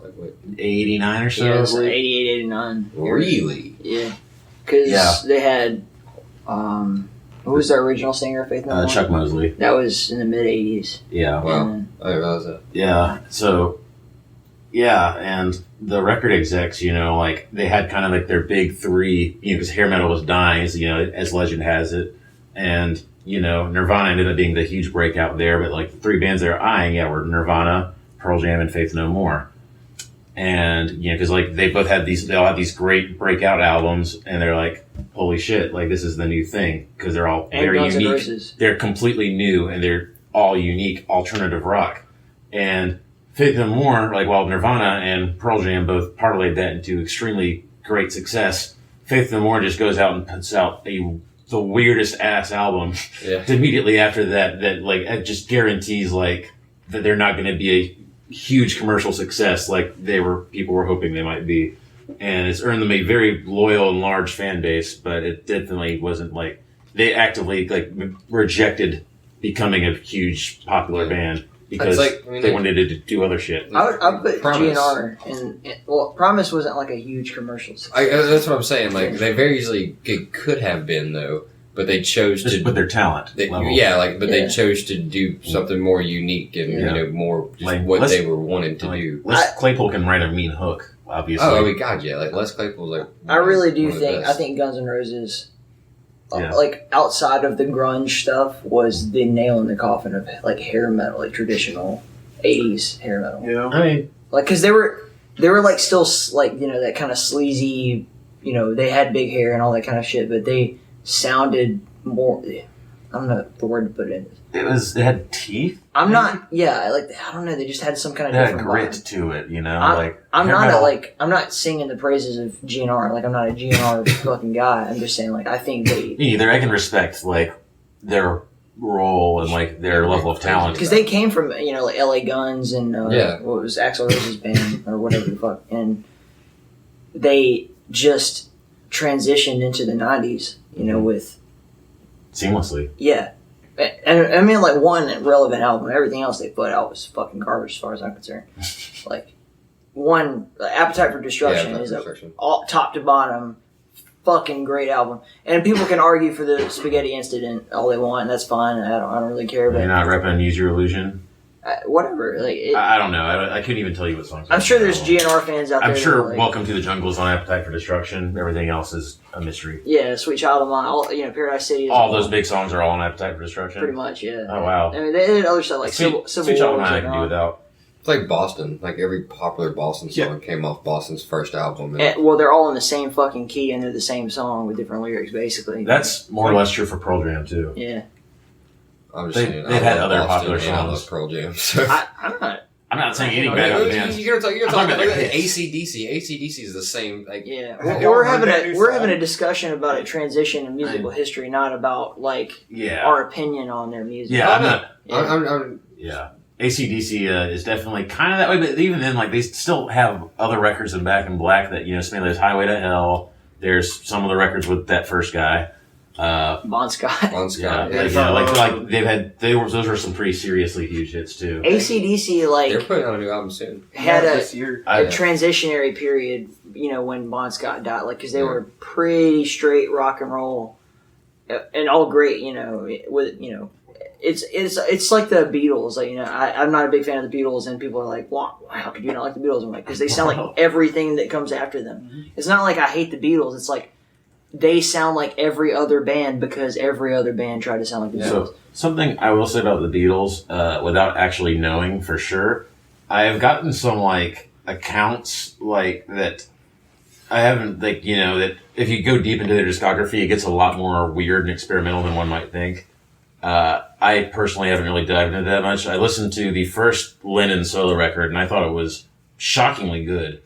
Which, I don't know, like, that shouldn't be say shockingly because he's obviously, like, a legend, but, you know, snobby teenage me, you know, kind of just said, oh, I don't like the Beatles, and then going through time, like, I didn't really think much of, like, any of them individually. Yeah. And that was this Lennon record. would have turned 80, like, 2 weeks ago, or not that long ago. Yeah, dude was kind of a fucking maniac. Yeah. But, like, he, like that Plastic Ono record was 69 or 68, and it sounds really, like, for how raw it is, it's very ahead of its time. Like, it's a very raw, gritty album that's, like, this dude, like, really expressing himself in a way that I don't really associate from a lot of music from that era. Yeah. You know, like, working class hero, just, like, you know, basically calling his own audience fucking peasants for, you know, taking part in the system of all of it, that they're claiming that they're, you know, enlightened and shit. And I was like, wow, that's, like, pretty intense for 1969. And so, like, that kind of caught my attention, and I was, like, started rethinking some of my opinions about the Beatles without actually caring enough to really go and explore it. But I just want to, I want to throw that out there for them. You know, it's not only like the Rolling Stones, who are, I think, a pretty just straight through, like, you know what you're getting with those guys. You know, the Beatles had like a transformative quality. Basically, I mean, as legend has it, when they met Bob Dylan, and then they started smoking pot, and then, you know, and it evolved from like this kind of, you know, what we now know as traditional like 60s oldies rock, you know, let me hold your hand. Did they get Dewey Cox hooked? You know, according to the legend of the great Dewey Cox. But I watched that movie like 2 months ago. The Beatles, you know, had that psychedelic period where they got, you know, like the stark difference between Let Me Hold Your Hand and Strawberry Fields Forever. I was like, whoa, what the fuck? Yeah. But regardless, like, they defined all music for 3 to 5 decades after that. If your opinion of, you know, what they did aside, that you can't say that they aren't the most influential band. They're up there. I'll never argue. Yeah. You know, they're I'd say impact. Yeah. I just, they're massive. I'm not even gonna argue that, like, their talent or anything. The only thing I have against the Beatles is that I just don't like to listen to them as much. Yeah. That's it. Yeah, I don't either. I'm not disagreeing. I don't hate any of it. But yeah, I don't like. If I'm riding in a car and, you know, it's on the radio, I'm not necessarily going to change it, but I'm not going to crank it. Depends on the song. I might, but not even because of them. Just because, like, I just don't like listening to the radio. So, I guess I listen to. Yeah, not many people say, like, I still listen to the radio 9 times out of 10. I like the idea of the radio. I just don't like the radio. Like, and to be fair, the internet has changed that a lot, and living in Seattle has also changed that. KEXP is the shit. They're almost a little too eclectic for their own good sometimes. That's a good thing. 107.7 The End, that is a radio channel in Seattle. You mentioned them before, yeah. Very fond of. Yeah, like, you know, I really appreciate the commitment to exploring. Is like, that's what I really like about, like, I think that's what radio should be for, is elevating shit that you might not have heard otherwise. That's not it's not, absolutely, but like, complete opposites. 6 same songs every day. Well, see that, like, 107.7, at least, again, this is just one example. Like, they play a lot of stuff. Like, I mean, it's where I get all my new music from. Like, when I come home and I, like, show you a song, you know, and I'm like, hey, I heard this day, I really dig it. It really gets me hyped. Like, it's because I heard it on, you know, that radio channel, or a radio channel. You are the last and final generation of people who will be able to say that. You're probably right. I mean, because I don't want to say people in general, a lot of people, but like in America, I think. I mean, I think, like, even especially with the internet now, like, I don't want to underestimate, you know, there are plenty of nerdy, less, you know, plugged in to all that kids. We have an example. You are just a couple years younger than us. Yeah. Like, not like, how often do you actually listen to the radio? Regularly. And see, you know, like. Yeah. And y'all don't listen to the radio hardly often. It sounds the only if you're talking about FM radio, I guess what it comes down to. The only terrestrial radio station I ever listen to, and I live in Tucson, so is 97.5 The Vibe, and that's just strictly like old school hip hop. Yeah. So, which is, you know, that's a whole different part of me, but I do enjoy that channel because they play songs I like, but there's nothing exciting going on, you know. Exactly, and the excitement is what gets me. Is the like because with KXP, like I could pull out my phone and I could probably name like 10 different bands who I am like extremely into that I absolutely 100% never would have heard of without like hearing them on that because like they just like Lie here I just saw a fantastic punk band from Vancouver. If I'm on their Spotify, you know, I probably see something like 10,000 plays per month tops. Like I don't want to shit talk them. Like they're not, you know. They're very underground. Like new artist that I heard on the radio, I was like, okay, that's going in my catalog. Yeah. Was Hurricane Season by Trombone Shorty on 92 The Zoo in Mobile. See, 92 The Zoo in Mobile, I love and that channel. was in 2014, Yeah. 15. On my drive down here from Seattle, like as soon as I got into the southern third of Mississippi, I was trying to like, you know, pick up 92 The Zoo. If there's anybody that knows 92.1 The Zoo in Mobile, like, yeah, good on you for knowing what that is. Like that's. I first heard Billy Strings on KXP. I think I heard Trembling Temple through Dylan. Yeah, that's after I'd heard it on KXP. Like I said, immediately found that and sent it to Billy you. Strings is huge, like in the bluegrass. Oh yeah, Billy Strings music is great. A coworker of mine sent me another guy that's in that field. But I'll like, look him up real quick. Oh yeah. I mean, speaking for an advocate of the medium in which we currently speak, yeah, like podcasting is definitely a thing. It is. Internet radio. No, I mean, I'm just talking about like in terms of like Nick Shoulders. What people listen to. What will take over for terrestrial radio? Because it seems to be Pandora. This is like I hate to say it. Did you guys ever see the film? I think Pandora. Speaking as podcaster for podcasting, I don't know anything about music in terms, but Pandora fucking blows. Yeah. Oh yeah, I'm being negative. I don't know. Okay. Pandora sucks. Yeah, Pandora. It seems to be very popular with somebody. Bought by like Amp, I want to say. Like I know more people that use Amazon Music than I know Pandora. The people I know who use Amazon Music is like 2, and I think they're both in this room. I love it. Like I don't use Amazon Music. I think mine's on my Alexa. It was free with Prime, but like it's exactly, and that's why I went with it because I don't have to pay for a Spotify. I don't have nothing against Spotify. Yeah, I started using Amazon Music, and I'm not going to go back to anything else. I use Spotify. I use Spotify because they are. I'm sorry. I do use Google Music or Google Play Music. Google Play. It's going away. That's way left field. Oh, is it really? I use it for all of my podcast listening. I just think it has an easier interface. That makes sense. I mean, my shit's on Google Play. I think the only reputable podcast directories that I'm not on are SoundCloud, because in order to use SoundCloud, you have to. So SoundCloud is not a directory. SoundCloud is a platform, so you have to like originate from SoundCloud to be on SoundCloud. We do have a SoundCloud page for the show, but it's only the first 3 episodes because I refuse to just have to upload it to a whole separate feed. I see what you're saying. So that's one. Like, if you can find the show through SoundCloud, but you're not going to get. So a lot of these websites are like aggregators of podcasts so you don't actually have to upload it to that service. You upload it to something, and then like these websites show it to people. Anybody curious about what we're talking about right now, head on over to inthekeep.com/support.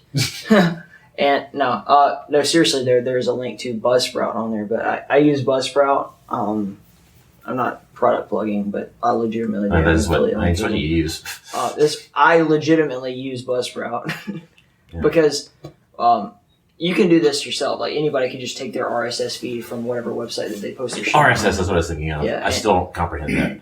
So you can take your RSS feed and give it to wherever platform you want. Buzzsprout just makes it super easy to. So like they'll bring up every single directory that there is, or that they have an affiliation with. So that's iTunes, Stitcher, Spotify, all that kind of shit. And it's just as simple. It's literally just as simple as like click on a button, see the directions, do these things, upload it here, and then we'll just feed your RSS out to them. And it's like, I think, $18 a month for my show. Each, Spotify, Stitcher, Google Play, all, Amazon Music. Amazon's like in the process of rolling out like an actual podcast platform right now, from what I understand. But That'd be great. I mean, of course, but I don't give a fuck as long as people hear it. Like I upload to YouTube and I upload to Buzzsprout, and that's it. But the only two things that I'm not on that I'm aware of is Pandora, which is strictly because, and I mean, like, if anyone from fucking Pandora ever hears this, because when they got bought out by AMP, or excuse me if I'm misspeaking here, but their website is through AMP. Yeah. And it sucks donkey dicks. Are you talking about the Google thing? AMP, whatever it's called. I'm gonna look this up. Yeah, I mean, please, I haven't done a lot of research. Their website is impossible to navigate. It's like I get an email that says like you've been approved, but when I go to their site, like I don't see it on there, and I can't find it on their platform. So that's a huge fucking reason why I'm not going to be on Pandora. Oh yeah, this AMP shit seems fucking what just transparently greedy as fuck. Yeah. Like, grow your audience. Use powerful insights about your audience to get your music in front of more fans. So I don't want to, like, first of all, I don't even want to be involved in that kind of shit. Like, on one hand, I want to be available however I possibly can, but on the other hand, I don't want to do business with that kind of a company, like you just said. Yeah.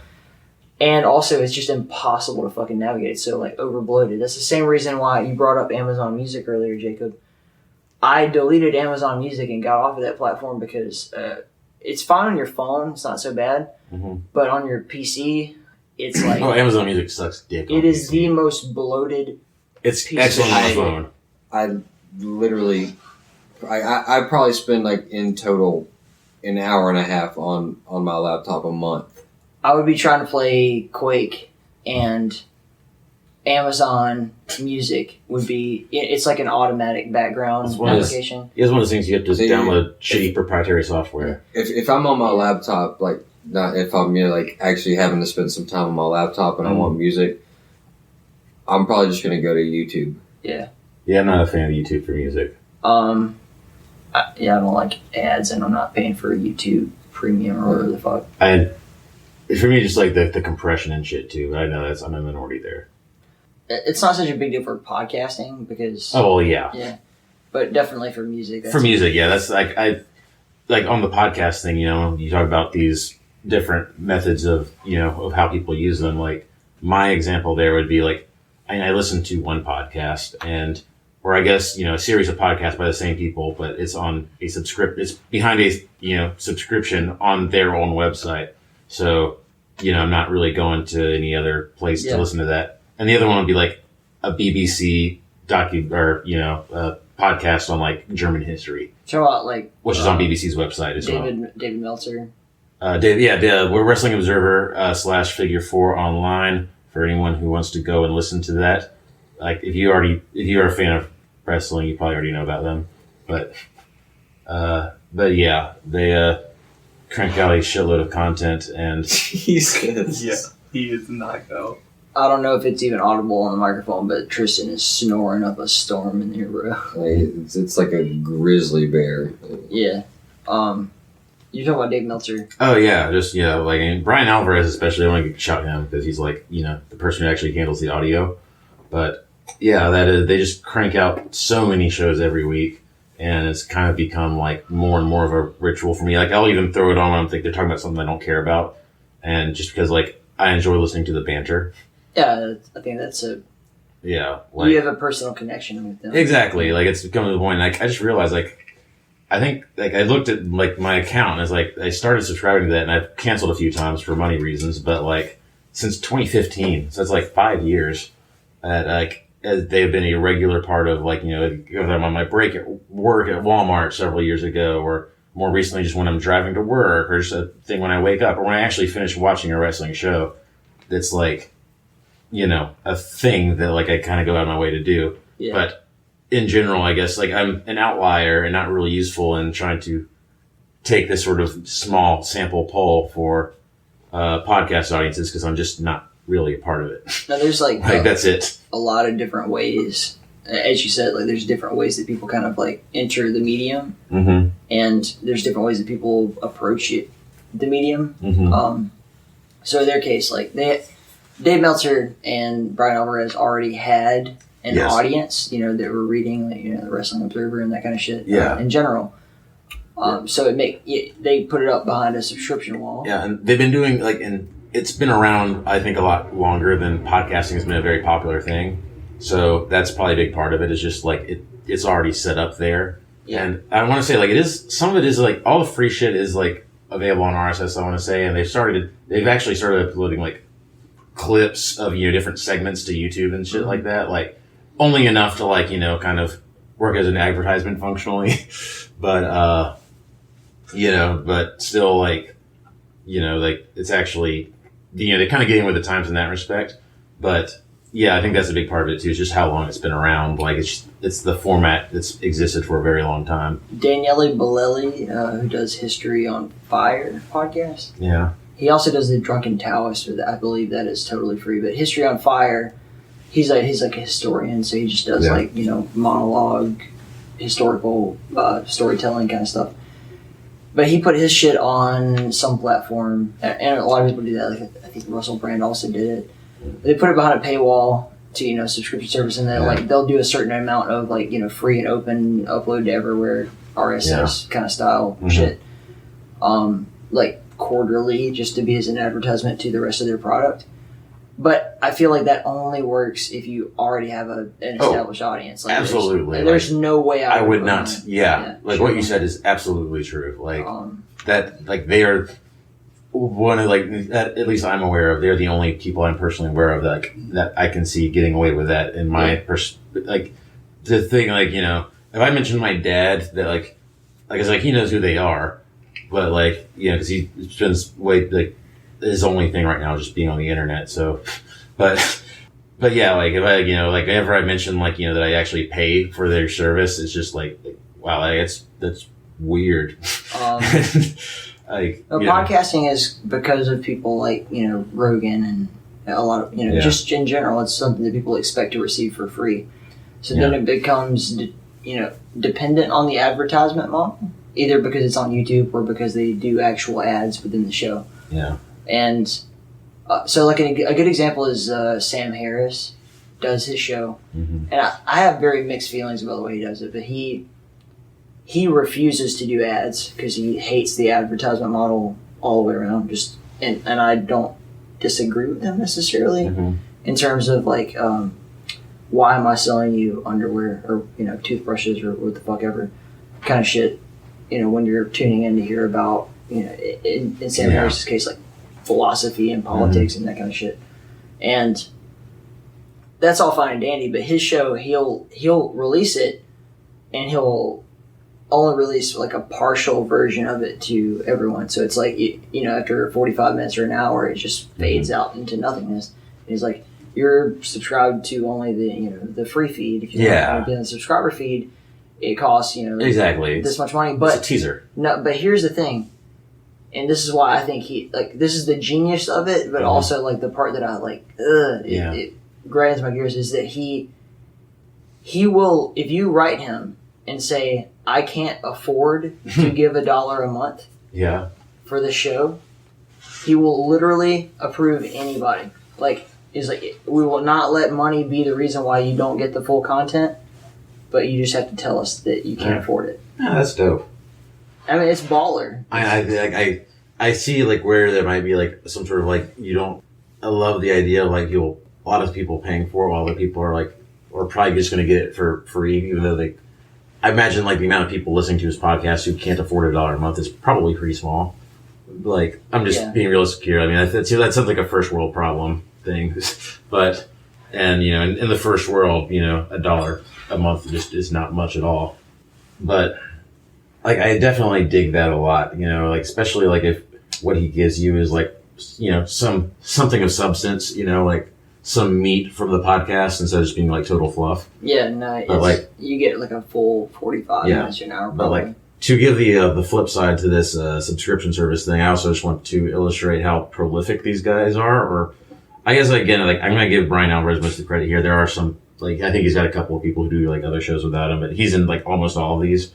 And like I see September 2020, there were the archive 81 shows, 84 in August, and it's just like a clip. They basically kind of keep going. 106 in March 2019. So like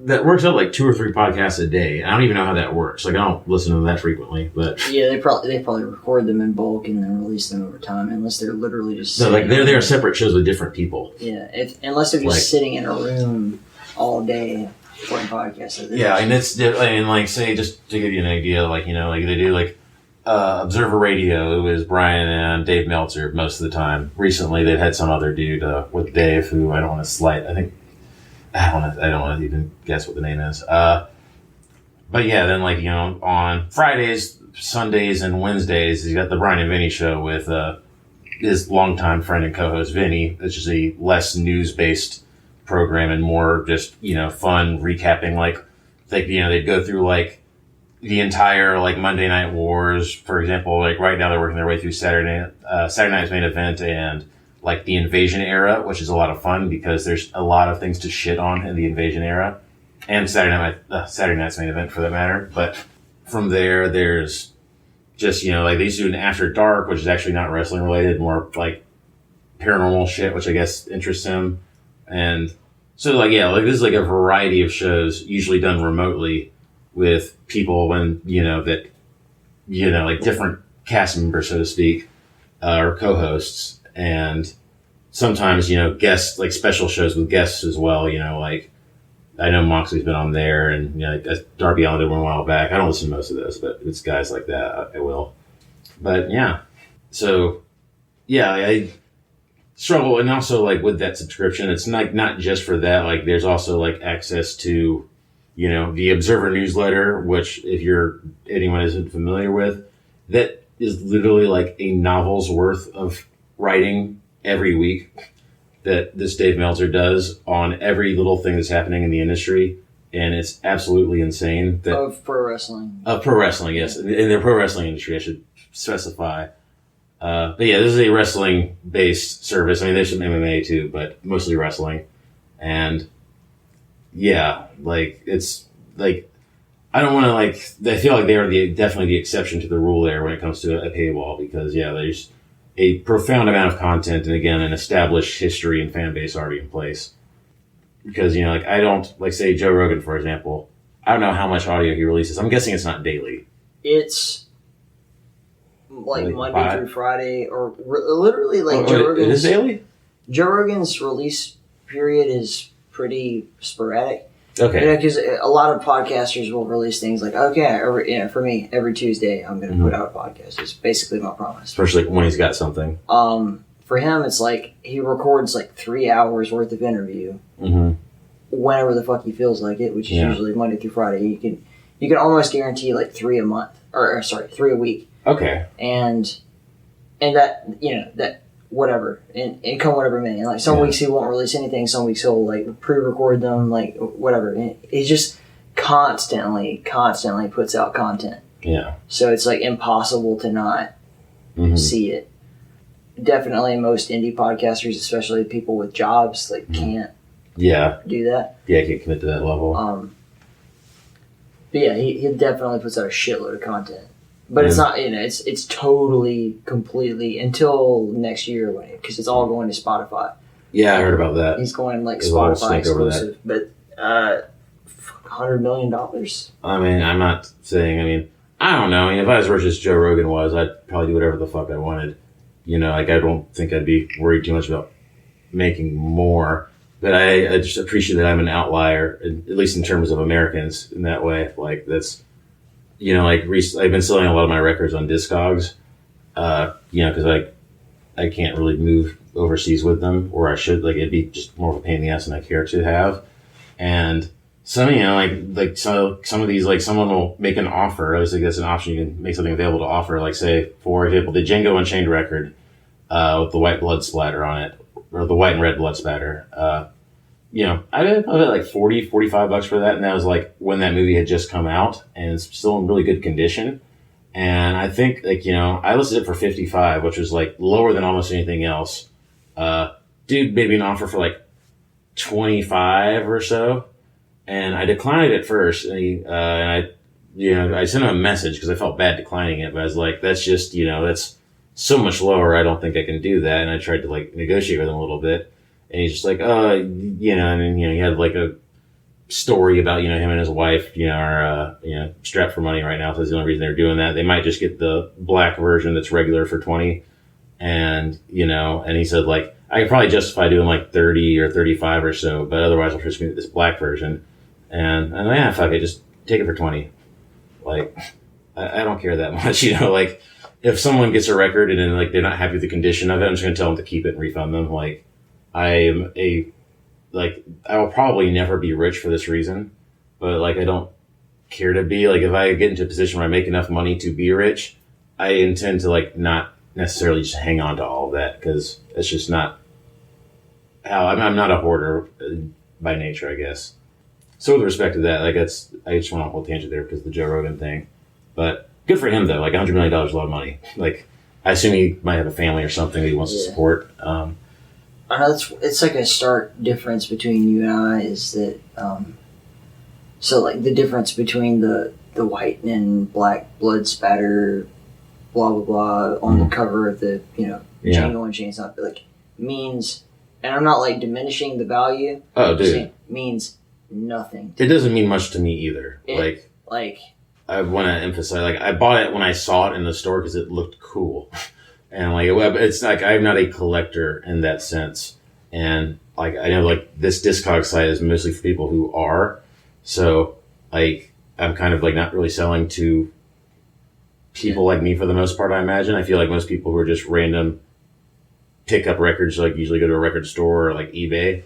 But yeah, like that's, again, like, but yeah, for this guy, like, yeah, it's just kind of like, like, I don't really know if I want to spend like that much, we're just trying to splurge a little bit. We don't want to go crazy.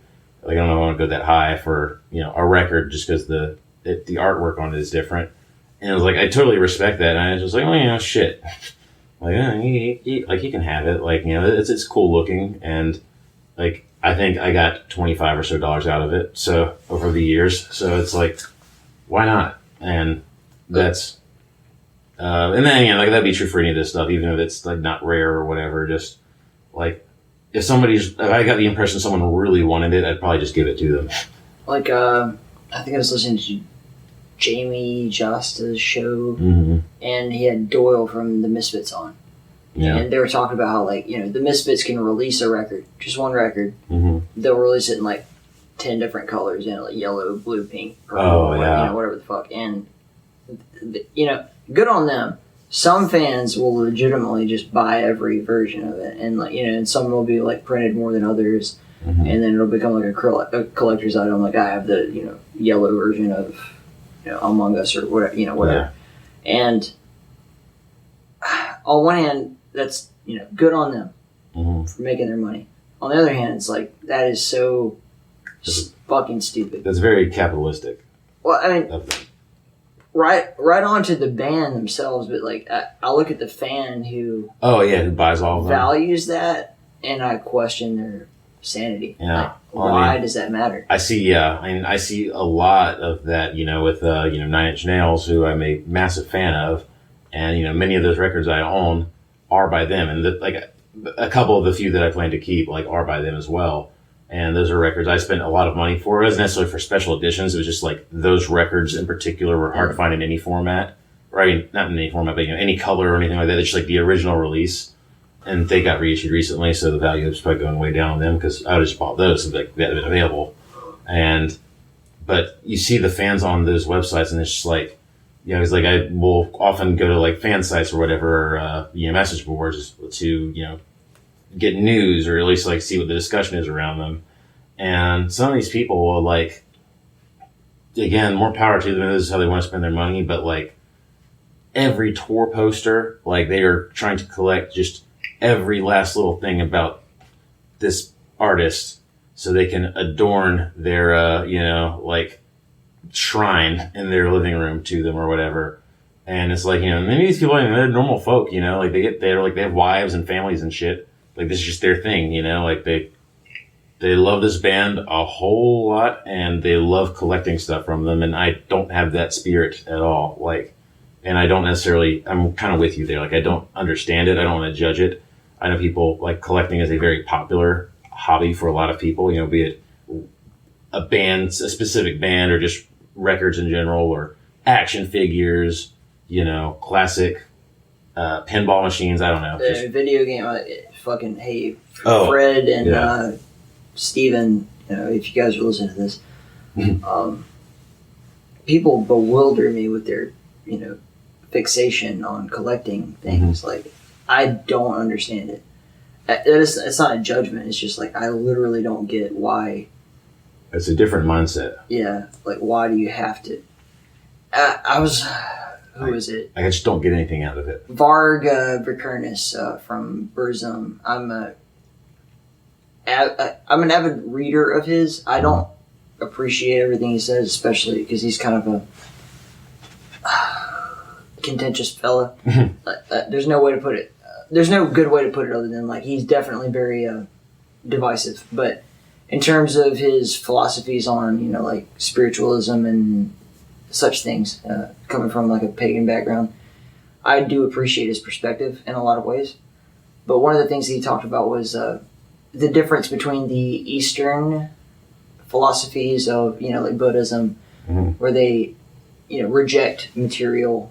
Yeah, you want a possession. You know, and then the Western idea, and it's not just a like Western in terms of like America, you know, consumerism, that kind of shit, but just attachment to physical objects and symbols, and how, you know, people will gravitate towards certain symbols, and depending on your own philosophy about that, that can mean something to a lot of people. Like, you know, like this was my grandfather's watch, and we're in World War II and that kind of thing, and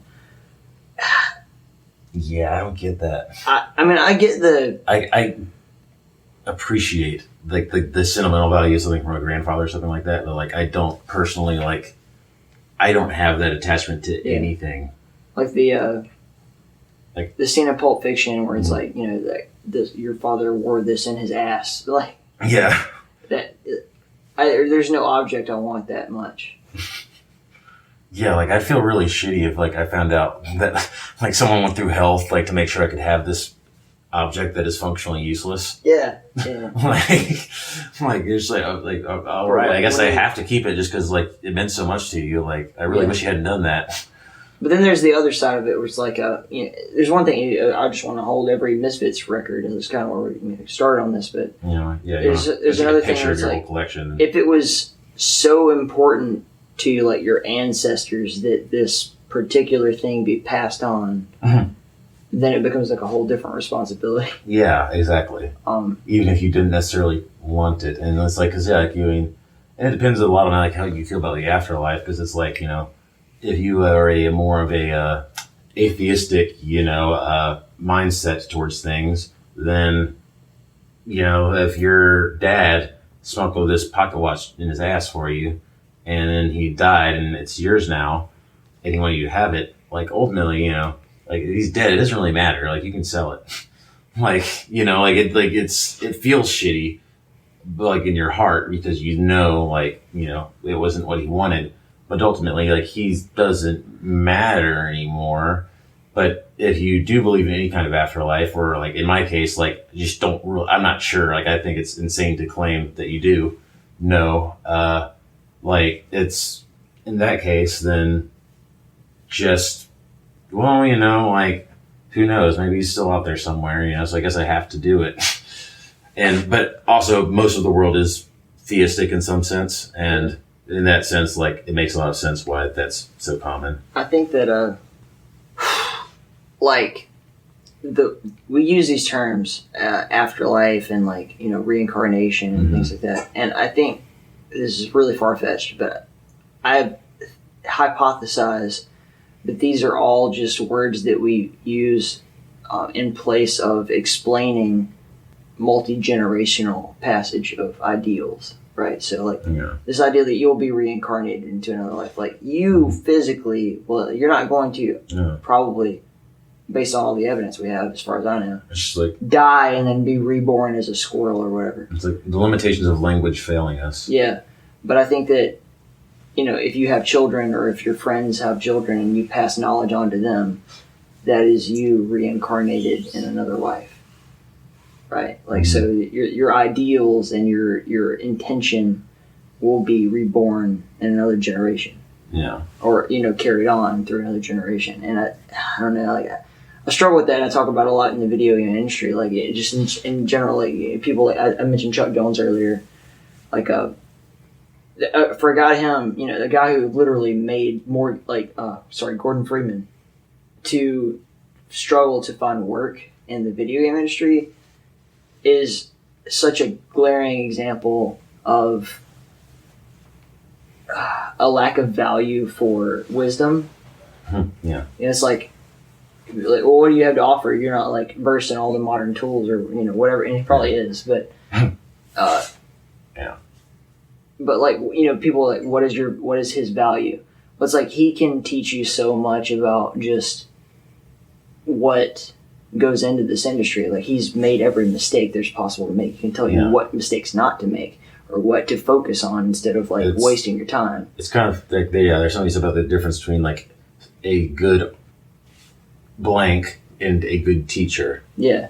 You know, like it's an ability to not only be good at something, but to understand why you're good at something and understand how to not, like, how you got there and all the mistakes that one might make along the way. And that's a pretty powerful ability, and I think a lot of people really underrate, because, you know, like, I don't want to say like I can't do it, but like it's difficult.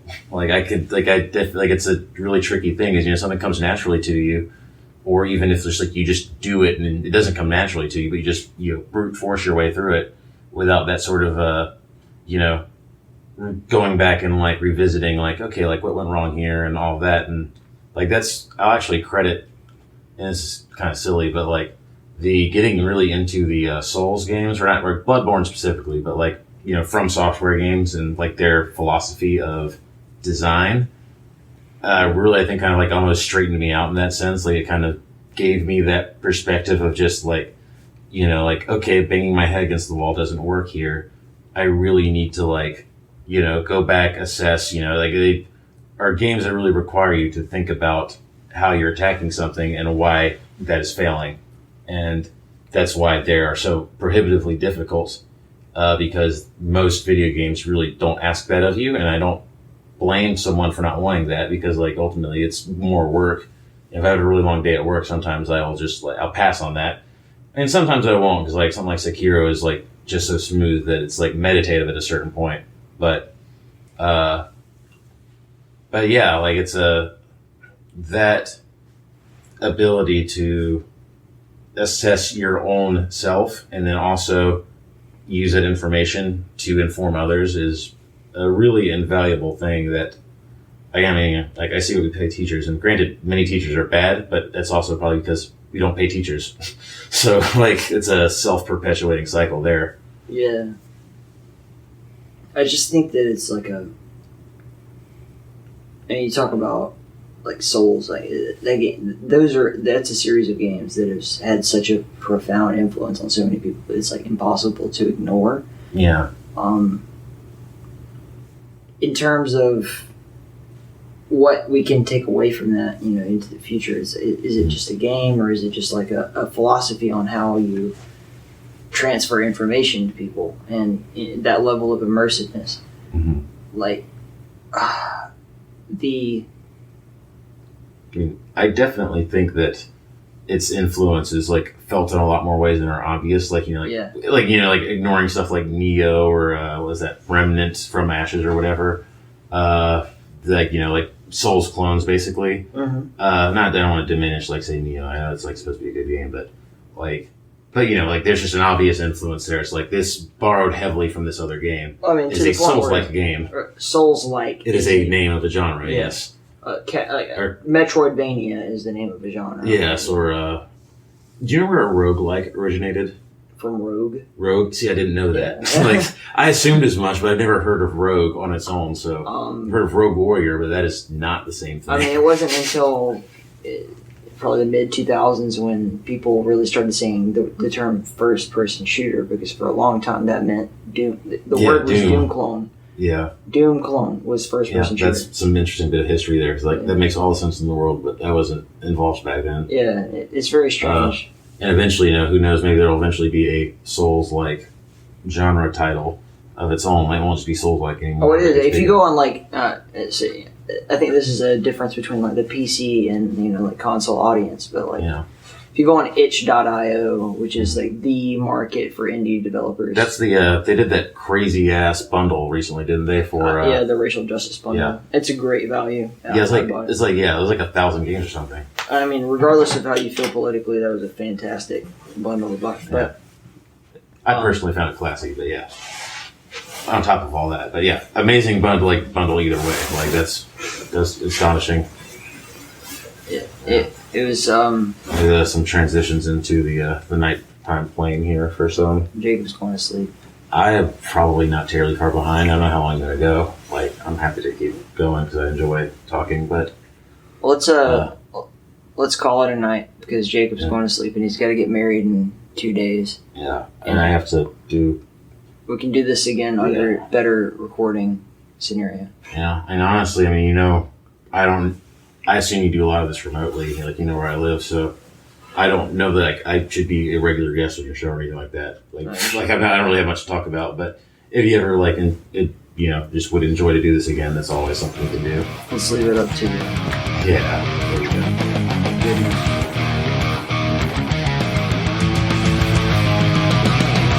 No real plugs this week, man. Just before we go, I do want to say that my friend Dylan, that you just heard for most of the podcast, is an incredible guy, but there's nobody I can really think of that I should say thank you more to than his father, Kenny Deeg, and he's fallen on hard times, so I'm going to include a link to his GoFundMe. You can read more about his situation there.